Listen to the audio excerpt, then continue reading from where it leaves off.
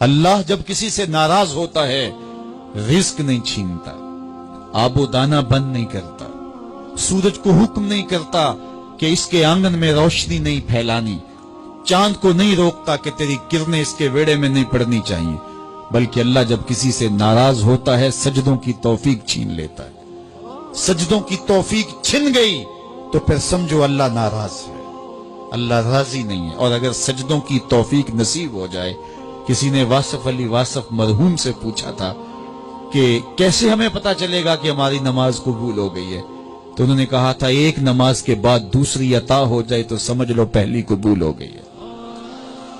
تو نمازوں کا نصیب ہونا یہ اللہ کی رضا اور اللہ کی خوشنودی کی دلیل ہے، اور سجدوں کی توفیق کا چھن جانا یہ اللہ کی ناراضگی کی دلیل ہے۔ میں اور آپ دیکھیں کہ ہم کہاں کھڑے۔ دیکھیے دولت تو کفار کو بھی ملتی ہے، اللہ دولت اسے بھی دیتا ہے جس سے راضی ہے، اسے بھی دیتا ہے جس سے نہیں راضی، لیکن سجدوں کی توفیق اسے ہی دیتا ہے جس پہ وہ راضی ہے۔ تو 5 گانا نماز شعار زندگی بنا لیجئے، نماز قضا نہ ہونے پائے۔ قیامت کے دن بے نمازی اس صف میں کھڑا ہوگا جس صف میں نمرود کھڑا ہوگا، جس صف میں حامان کھڑا ہوگا، قارون کھڑا ہوگا، شداد کھڑا ہوگا۔ مجھے بتائیے ہم میں سے کوئی یہ گوارا کرتا ہے ہم اس صف میں کھڑے کر دیے جائیں جہاں دشمنان خدا کھڑے ہوں؟ آج کوئی نماز پڑھے یا نہ پڑھے، حشر کے دن حکم ہوگا کہ اللہ کے حضور سجدہ کرو۔ ہر کوئی سجدہ کرنا چاہے گا، جو نہیں پڑھتا وہ بھی کرنا چاہے گا، لیکن بے نمازی کی کمر اکڑ جائے گی، وہ آرزو رکھنے کے باوجود سجدہ نہیں کر پائے گا۔ قرآن بتاتا ہے کچھ لوگ جہنم کو دھکیلے جا رہے ہوں گے، انہیں کچھ لوگ پوچھیں گے ما سلککم فی سقر، تم جہنم کو کیوں جا رہے ہو، کیا ہوا تمہیں؟ تو وہ جواب میں کیا کہیں گے؟ لم نک من المصلین، ہم نماز نہیں پڑھا کرتے تھے۔ سب سے پہلا حساب قیامت کے دن جو بندے سے لیا جائے گا وہ نماز کا لیا جائے گا۔ پہلا سوال بندے سے یہ ہوگا۔ یا چڑیاں بھی رب کی تسبیح بولیں اور اشرف المخلوقات سویا رہے؟ جب صبح کا وقت ہوتا ہے حشرات الارض بھی بلوں سے نکل کے رب کی تقدیس کے ترانے پڑھ رہے ہوتے ہیں۔ درختوں کی شاخوں پہ چڑیاں، پرندے، وہ بھی اللہ کی تقدیس کے ترانے پڑھ رہے ہوتے ہیں۔ حشرات الارض بھی اس کی تقدیس کے گیت گا رہے ہوتے ہیں، اور اشرف المخلوقات خراٹے لے رہا ہو، اس سے بڑی بد نصیبی کیا ہو سکتی ہے؟ آئیے 5 گانا نماز شعار زندگی بنا لے۔ اس مجلس میں اگر کوئی بے نمازی ہے تو آج عزم مصمم کر کے یہاں سے لوٹے کہ آج کے بعد نماز نہیں چھوڑوں گا۔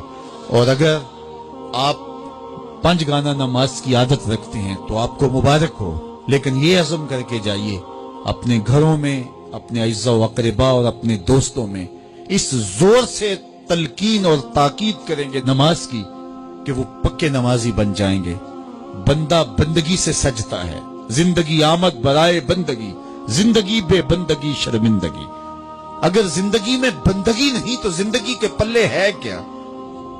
علماء نے لکھا ہے کہ یہ سارے درخت حالت قیام میں ہیں، چوپائے حالت رکوع میں ہیں، مینڈک تشہد میں ہیں، اور حشرات الارض سجدے میں ہیں، اور انسان اشرف المخلوقات ہے۔ اس کی عبادت میں درختوں کا قیام بھی رکھا گیا، اور رکوع بھی رکھے گئے، اور سجدے بھی رکھے گئے، اور قعدے بھی رکھے گئے، اس لیے تاکہ اس کی عبادت تمام مخلوقات کی عبادات کی جامع بن جائے۔